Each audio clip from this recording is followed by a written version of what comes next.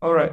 So before this webinar ends, I'm going to show you basically how I've done brand positioning for my own company first, and that has helped me scale my business 5 times. But also, I've helped quite a few clients go through this and scale globally. So the process is basically me walking you through a few of the steps and a few of the things that we've done, hoping that this resonates with you and hoping that this will help you as well to move forward. Throughout this sort of journey today, you'll also see sort of what this whole idea of the sprints is about, who can join in and how can you join in, and we'll take it from there.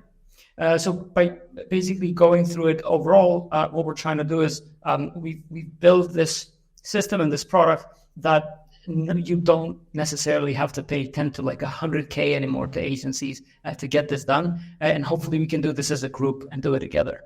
Also, like for all of you just staying here until the end, we have a big discount for anyone in the group. We've already selected the 3 teams that will go for free, but there will be a discount for everyone else that has joined, so that you can also like take advantage of this opportunity. A little bit about the company, just so that you know, at Skins Agency, we've been in the market for quite a while. We've worked with over 160 clients from 13 countries across the globe. Some of the points you can already see here. All the countries are listed. Well, are pinned. We've launched over 61 brands and helped design over 40 products. So in this journey, we really learned a lot. We worked with B2B customers, with B2C customers. We kind of looked into how every type of business is doing this kind of thing. And we've done this as consultancy, but now we're building this sort of space where more entrepreneurs can join in, and ideally also at earlier stage, so that we can build a community of entrepreneurs that build businesses sort of the right way, if there is such a thing. That said, though, we've done all this by combining data and psychology to build brands. So the way that we do this is we first sort of take on this first aspect down on your left-hand side, which is the company's vision and goals. And this is what I'm going to focus on today, most of our conversation. And then we also look at the competitive analysis, understanding the market, looking at who are the players that are coming in, and finally, the customer data and psychology. So we look at your customers not only from a perspective of like, what's their demographics, but also what is their personality. We sit with them, we talk, we do user studies as well as focus groups and interviews to get all this data in. The combination of all these is how we build the brand strategies. So obviously, all of this type of process, all of those kind of clients haven't come overnight. So I'm going to share with you today some of those struggles, like how I've come to scale the company, how I've helped some of the customers scale the company, and what are those core things that you might need moving forward. Although before I move on, I'd love to know, what is your biggest branding challenge right now? I know all of you are here to talk about branding, so I'd love to see sort of what kind of challenges do you have right now in regards to scaling your brands and your companies. Please feel free to just write in chat what those are, and then we'll pick on those along the way as I continue through these concepts.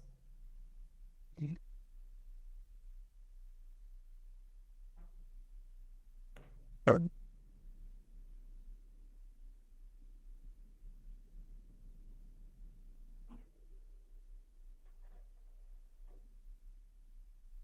Waiting for another minute or so till everybody's comfortable enough.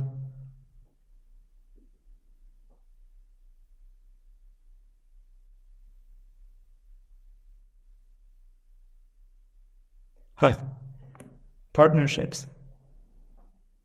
Don't know where to start. Fair enough. Yeah, that's one of the big challenges. So I've had, by the way, I've had a conversation with about 50 startups just a few months back before we started doing this, just to be sure that we sort of are building something that connects. And one of the biggest challenges with early stage entrepreneurs is they come a lot of times from sort of very technical backgrounds, and it's so hard for them to start and to know what to do. Oftentimes it's very challenging. I hope that this will make it a little easier, and hopefully the sprint itself, will be of good use. Building partnerships as well. Actually, Lisa, that is one of those things that's not the easiest. And I'll talk a lot, I think, about that and my struggles with it until I kind of understood how do I tackle that, because I've tried quite a few and failed at quite a few, so there's plenty to share on that. And finding the right clients, yeah. Scaling, pivoting to mass the market, yep. Branding from products, that too. All right, so I'll walk through a couple of these because I think I'm going to have at least bits and pieces of all of these problems across these slides. But we'll go back to these if there's anything else. Real estate, social media awareness, yeah. Okay, I'll go through these. I'm kind of happy to see because there's a lot of these are something that I've personally gone through myself, and so there's going to be some space to discuss about it. Cool. So, well, let's go through it. First, here's my story. So, Nikan's just said, I'm a programmer, I don't know where to start. Well, I started as an artist trying to build the plane all the way down. It was really tough.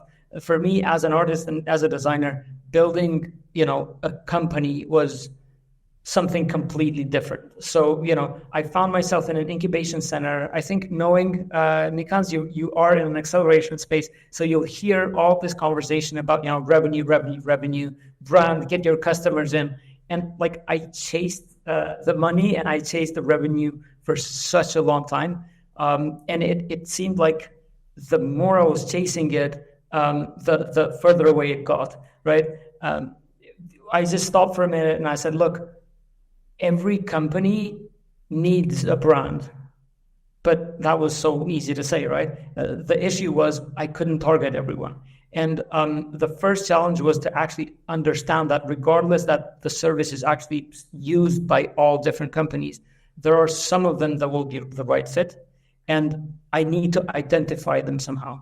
And also, it took me a while to figure out that I could identify who my actual target customer is and how are they different. If they're all companies, how are they different from one another, regardless and irrespective of their particular industries. So here's an example and how this may be helpful, by the way, and hopefully so, especially for you with a more technical background. So we had a client, this is the digital school here in Kosovo. It's the largest sort of coding school for kids. And when we met them, first thing they said was, look, we have the best curriculum in the country. And we're like, okay, perfect. But we looked into the competition. Everybody in the competition was saying the same thing. They were selling the feature. They were selling our value prop is in the curriculum. We get kids to learn a lot, so that's our value prop. We talk to the kids and guess what we find? In reality, when we talk to the kids, they were like, actually, we come here because when we go to the full-time school, everybody teases us because we're geeks and we're nerds, and everybody just bullies us for being geeks. And when we come here to the digital school, everybody is like us. So we built a community. I built my own sort of tribe of people, and I come here because once I come here, I feel understood. So what we did with the brand was not talk about the curriculum. We flipped it around. We split the school in houses, like Harry Potter style. And then we pushed that forward where every student will join a particular house. And then from there, they would throw content in social media to compete with each other. Within a single month, they grew 30% completely organically and completely sort of changed the space that they were operating in, because all of a sudden they weren't like the school for the best curriculum, best courses. They were still there. That was the feature. But the differentiation was come here to get to your tribe, right? To get to the people that you actually want to work with and want to live with and want to build your identity with. So this massive sort of change of value proposition completely changed the way that the school positioned itself. And so I hope this resonates a little bit with Nikans. I mean, this would be something that I would want to talk to a couple of my customers about. In the sprints, what we're actually going to do is some of you are going to have to go and talk to your customers, get some sort of testimonial, get that feedback, and then we can come back and then work together. They're actually quite high in extrovertedness, as opposed to some other schools where they're lower in extrovertedness or more introverted. That just helps us also understand how do we basically get to these people, and where do we find them, and how do we target them, and how do we talk to them. So understanding the actual value prop that your customer is getting, and going outside of the feature space into the overall benefit, that's something that really, really supports this first part to getting to be able to scale your company into building that brand. That said, first of all, nail the narrative. Like, you carve the space for your own story in the market. Once you build this story, so for the school, it was, we are the space where you come in and you join your tribe. Once you carve and get that story across, then it's so much easier, because now you're not competing for everyone, and now nobody can actually replicate you, regardless how the features are similar. I hope that's okay. Does that kind of answer a little bit of the question, guys?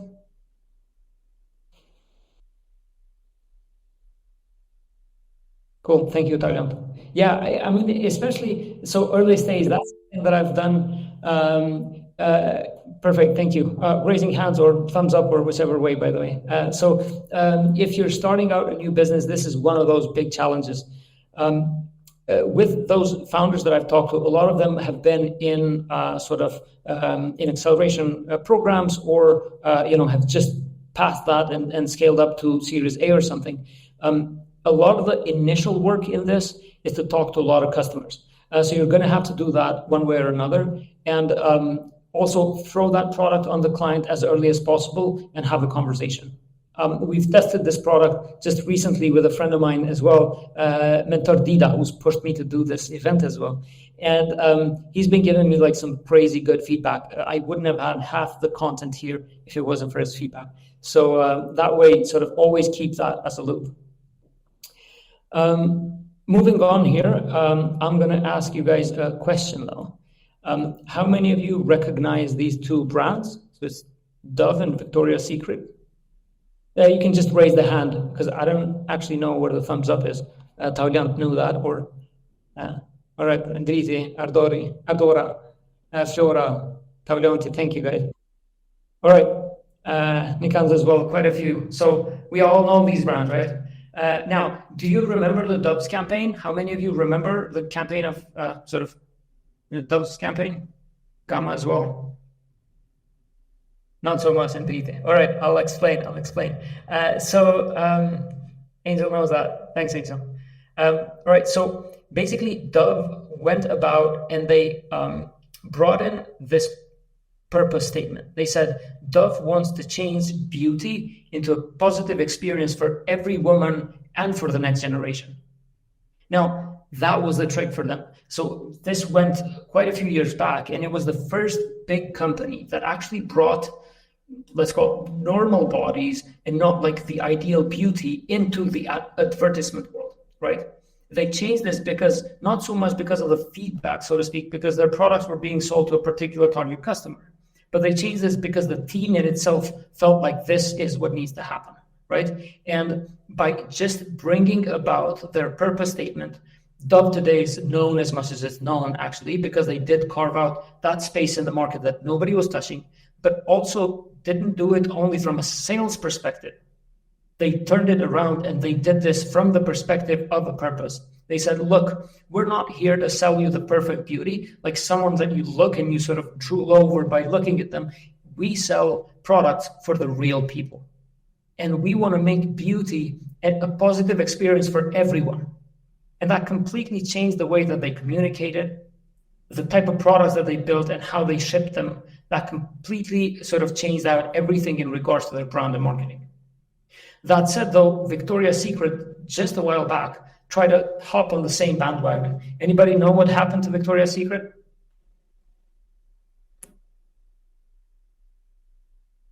Not so many, it seems. So exactly, and for the right reasons. So Victoria's Secret attempted this, failed completely. Well, completely might be an exaggeration, but they did lose on sales and they did stop the campaign. And the reason why was that basically their customers just straight out said, this is not Victoria's Secret. You don't stand for this. For decades, Victoria's Secret has pushed forward this idea of ideal beauty. And then all of a sudden, they just want to switch. It seemed very fake. It seemed like something that Victoria's Secret didn't really stand for. And because of this, this is where that conversation between do we need a purpose statement or don't we need the purpose statement comes in. In reality, from all the companies that I've seen, those that have a strong purpose statement that actually mimics what the company does work the best. Those that don't are kind of like in the case of Victoria's Secret, where they try to pivot for the sake of, hopping on the bandwagon of what's happening in the market. They tend to fail. The same thing kind of happened to me, to be honest. A couple of years back, I had to sit down, and when I was looking at my positioning, we are using psychology here to build brands. And to use psychology means that we can actually do a lot of harm as a company, because we had a client back then where I could we would sit down, and it was in the beauty industry. It was very easy to play with people's insecurities to increase the conversion rates like crazy. And so I had to stop. I noticed that by doing that, by using the power of our knowledge, so to speak, we were putting people in danger, or at least we're putting people in a situation where they don't feel good about themselves.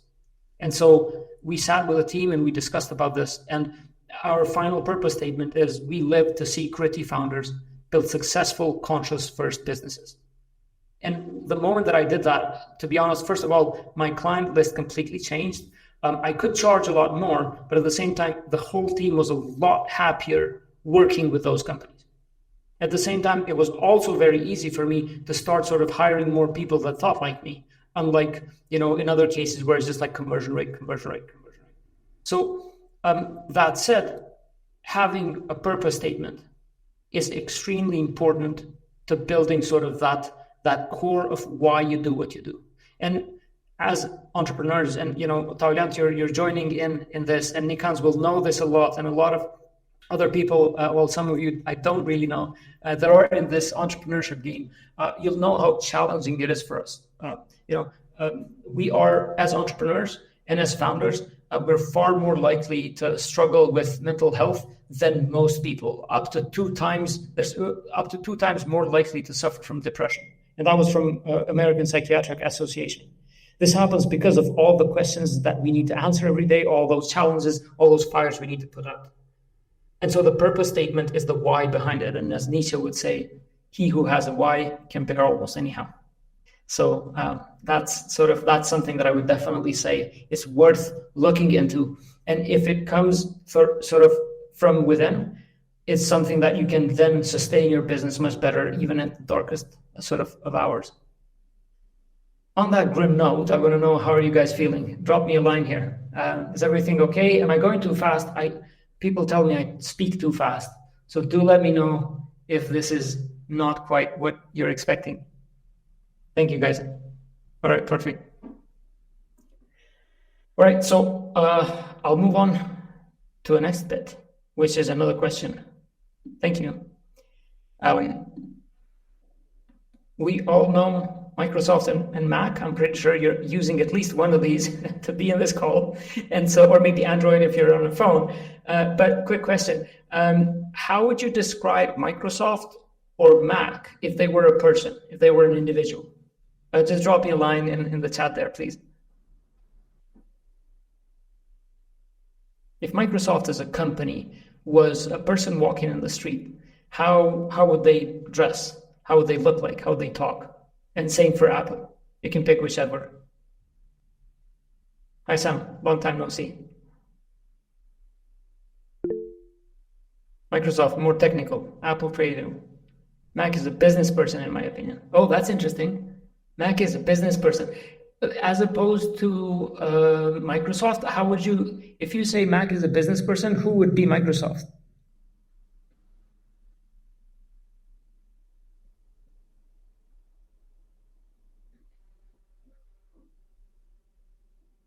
All right, well, I'll stop there. Oh, Microsoft, more engineer or a gamer. So a couple of years back, this was actually decades ago. There were a series of these videos. They were ridiculously funny. Everybody went after them. And I'm not sure, maybe some of you actually do remember this, but look at these guys. And he's like very technical, he's very serious, very buttoned up, and he doesn't catch any of the jokes that sort of the Apple guy on the right throws in. It's really, really funny to see. And then on the other side, the Apple guy is really laid back. He's in it for the experience. He doesn't quite care about anything technical. Anything that the technical guy talks about, he's just like completely flies over his head. And the reason why I bring this here is because we talked about sort of your position in the market, right? We talked about your why you do what you do, and how that's important to find the right customers, to find the right people to work with. Actually, going back, there was a question here. Let me just get back about building the right partnerships. So your why is something that will always support you in building the right partnerships. I've had quite a few companies, including my own, working on partnerships with people that we just couldn't connect.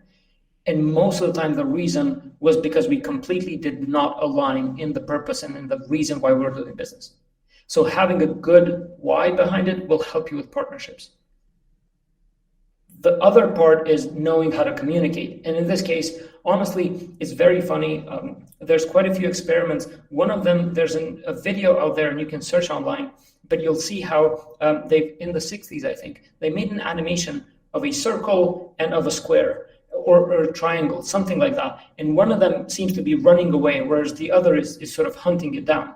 And all of a sudden, they ask people like, how do you feel? What happened?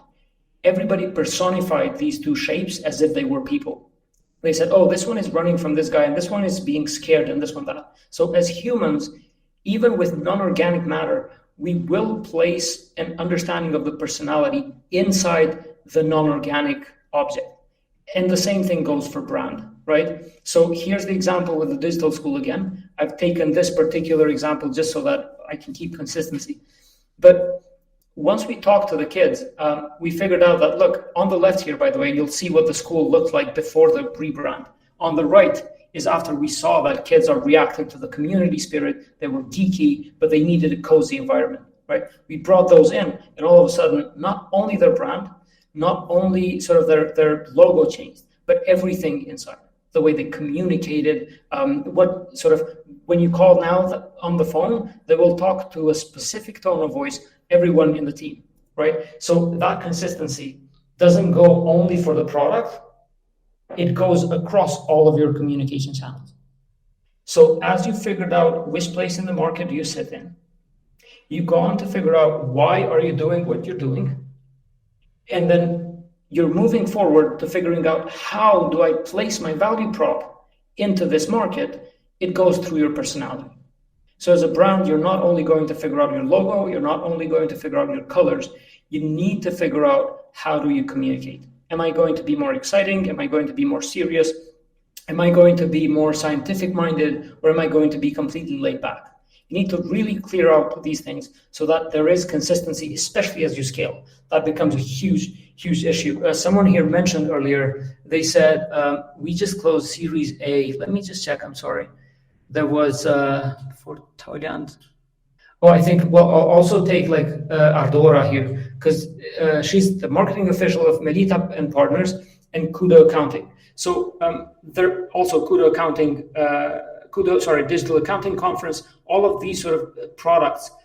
As you get more people, it's so hard to sort of organize everything and make sure that everybody, every designer out there, every person in the team is communicating the right way, and not, every time you handle with a different type of company, everything else pops up. So get the right personality, it will get you to a place where you can sort of bring everything together. Ardora, yes? Sorry about the name again. I know you said it so many times. I did. Again, my bad. I mean, no, I get it. I mean, I just typed it in correctly, so now I guess it's stuff like that.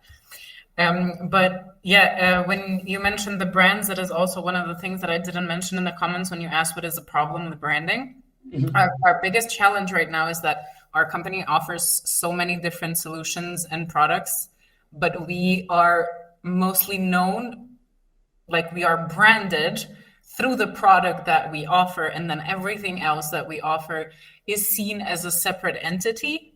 Mm-hmm. Like very often people don't relate us as one company. Like those are just parts of the solutions that we offer. And that because the company has been in the market for like over 13 years now, it's a problem to switch this brand. So it needs to be gradual, I guess, because we need to come across as the all-in-one solution type of brand, right? But we're not there yet. So that is a problem. Like it's just separate entities. Yeah. So I'm stopping you there just for a second, but I think it's important for me to mention we just finished the process, and it's not going to launch until later this year. But you might be familiar with IPCO Foundation here in our sort of space.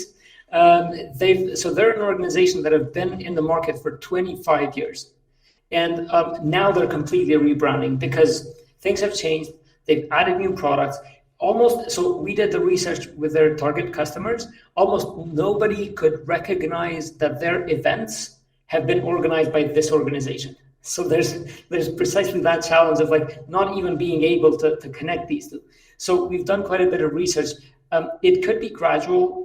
In smaller markets, though, what I've noticed is that you can go out with a boom. So first of all, you need a repositioning most of the time. So that means that first thing that I said about positioning, there need to be quite a bit of work with your customers to ask them what the value prop is.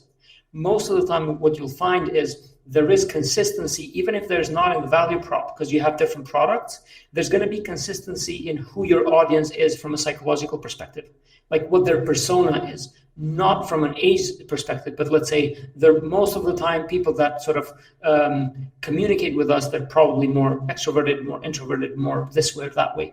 And that way, that sort of influences the way that you communicate. We build a consistent message for that with a positioning, and then that can go out as a rebrand, so to speak.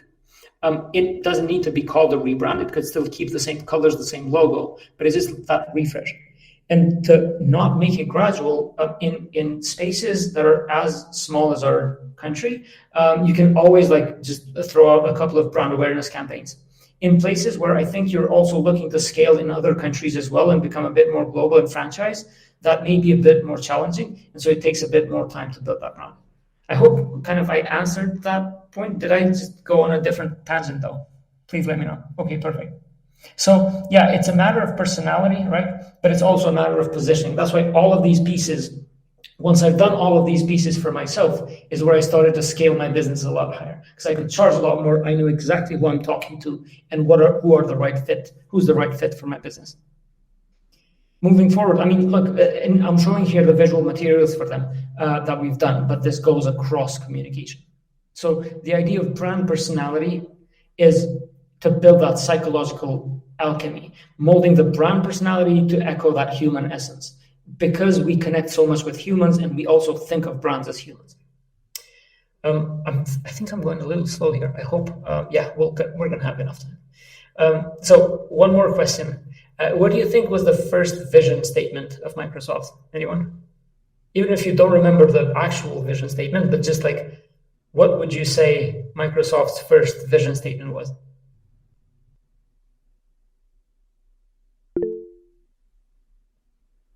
Yep, something about how everyone will have a computer, pretty much.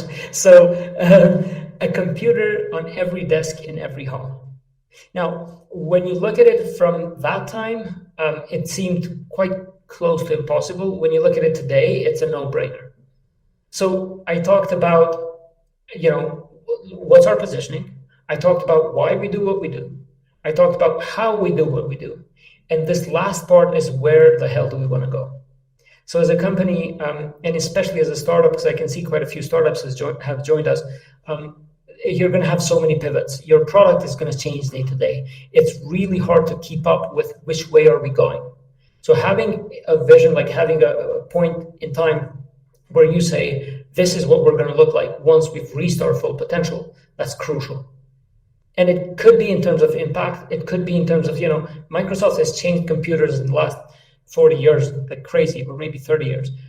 However, they still managed to get to their vision statement.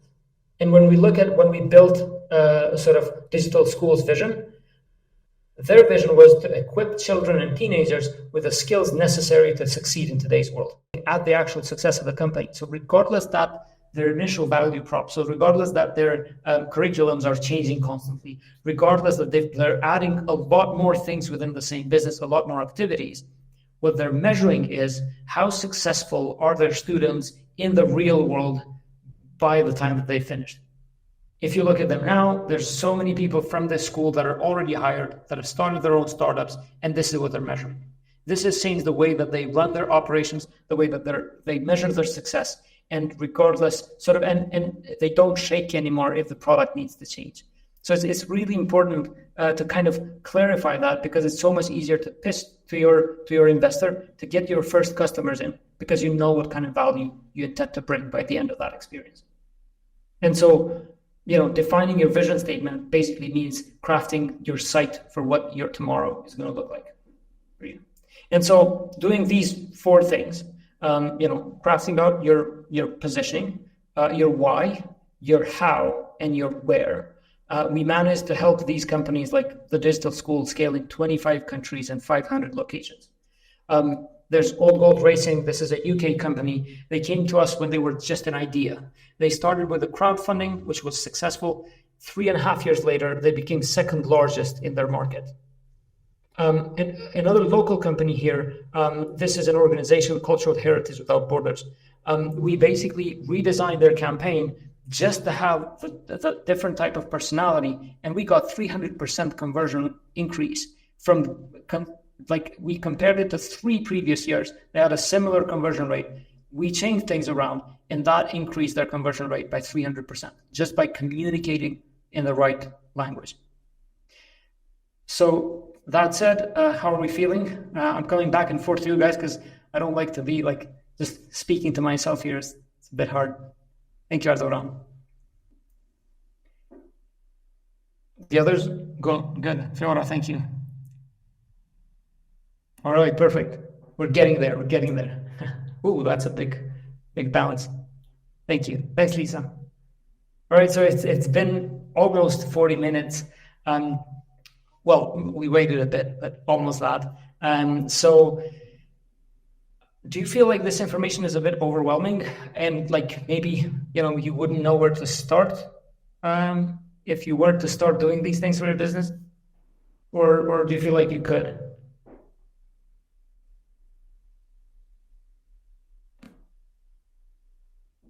Good. All right. So we're thank you.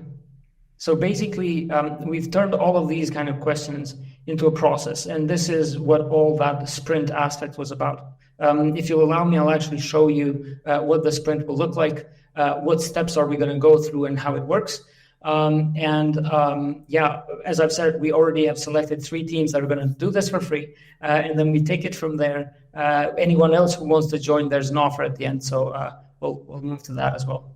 So the sprints are basically 4 weeks. We start in March the 4th, so just next week.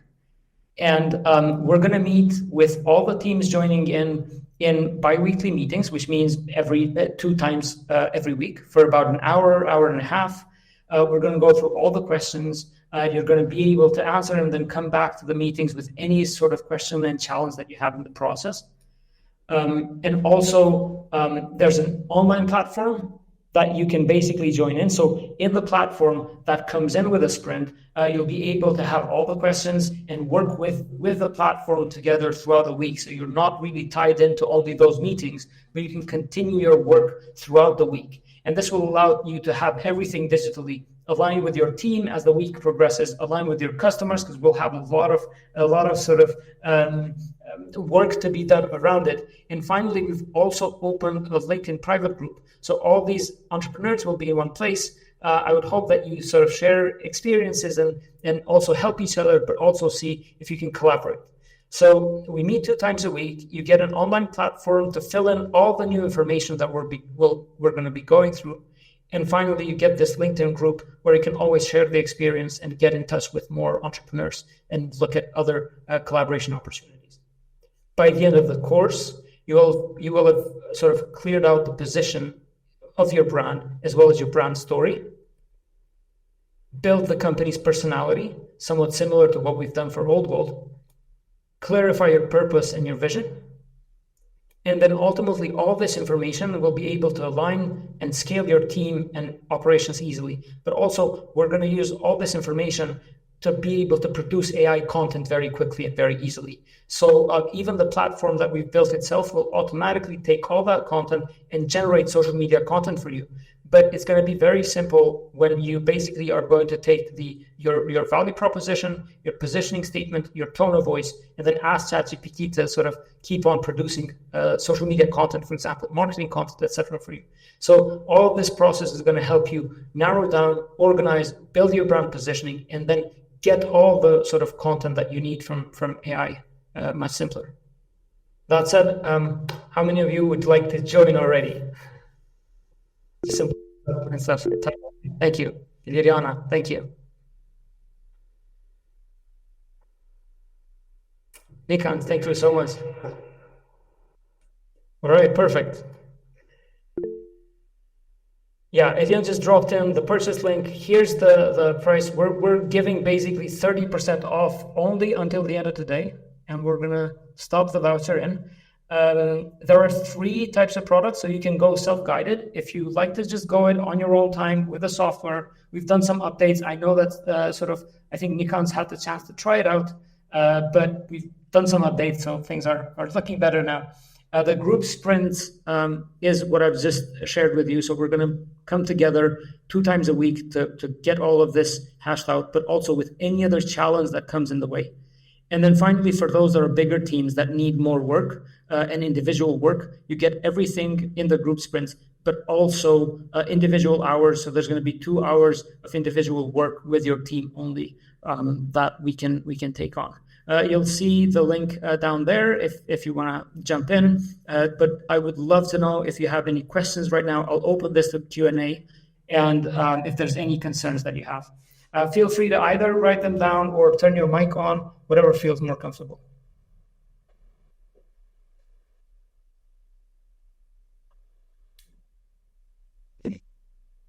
Is there any questions? What will the course entail? Yeah, so basically, let me just open this up. We're going to go through these points. First, we're going to go through the purpose statement. Before we do the purpose, we're going to clarify the problem statement. As you might have noticed from the questions even earlier, I think Ardora asked one, said, well, we have all these different products. How do we bring them in one place? So we're going to craft together a problem statement. From there, we go to purpose. In the purpose statement, we're going to work practically half a week where we have quite a few questions to go through until we have really gone down to crafting a single sentence. From there, we go to vision statement and then company values. Then brand personality. This is going to be your look and feel, tone of voice, your brand attributes, etc. We'll build a competition slide. This is going to help you not only for yourself, but also if you're pitching towards your investors, getting the right vision statement, getting the right sort of competition slide. And finally, the position statement. So this is going to be your positioning statement. Is going to be the umbrella statement for the rest of your brand. All of this will be done in that software, so you'll have access to it continuously as you move forward. Does this answer the question? Perfect. I think there were, sorry, I might have seen some raised hands that I missed. Iriana and Jan, do you guys have questions?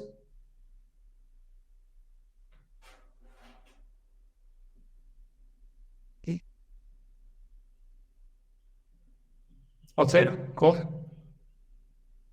Basically, going back to this, okay. So yeah, going back to this, if there's any questions or any challenges, please do let me know, or just drop me a line on LinkedIn as well. I'd be happy to share any further information. Bear in mind the coupon will expire this evening, so we'll be done from there.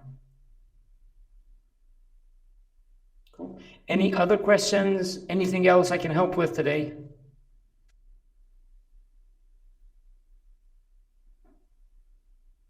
All right, quick question. How did you guys find today's session? Is there any value in this? Do you think that these are the things that you might need for the business? And what are your next goals moving forward?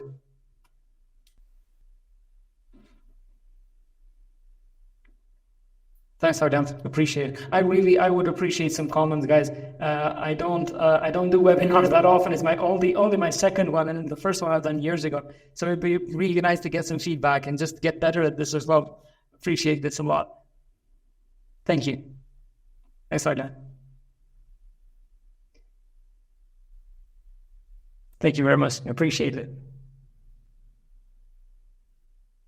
Very cool. So everyone, if there's nothing else, then I'll leave you with this. Really, really appreciate your time. And I'm looking forward to seeing you on the other side. I'll be in touch, by the way. I'll throw some messages around and maybe some emails if you were opted in. Thank you very much, Lisa. And thanks, everyone.